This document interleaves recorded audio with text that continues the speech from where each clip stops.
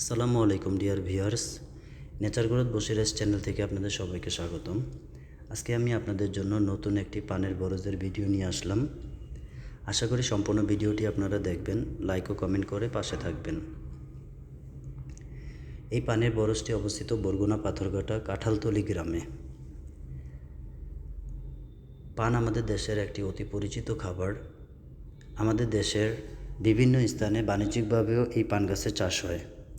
বেশি চাষ হয় যশোরে, সবচেয়ে সুস্বাদু পান রাজশাহীতে হয়ে থাকে। কুষ্টিয়ার পান বিদেশে রপ্তানি করা হয়ে থাকে। এটি একটি শীতল আবহাওয়া প্রেমী উদ্ভিদ। ফিল্টার করা সূর্যালোকে রাখলে এটি সবচেয়ে ভালো ফলন হয়। পান গাছ সরাসরি সূর্যের আলোতে ভালো ফলন হয় না।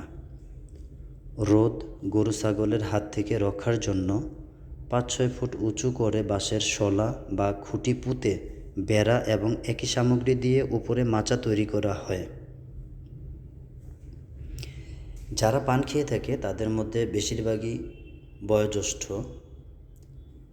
পান খেলে অনেক উপকার হয়, তার মধ্যে উল্লেখযোগ্য হলো ব্লাড সুগার নিয়ন্ত্রণ রাখতে সহায়তা করে, ক্ষত নিরাময় করে, রক্তে কোলেস্টেরলের মাত্রা কমাতে সহায়তা করে, ত্বক ও চুলের যত্ন নিতে সহায়তা করে, ওজন কমাতে সাহায্য করে, সাধারণ কাশি ও সর্দিতে সাহায্য করে।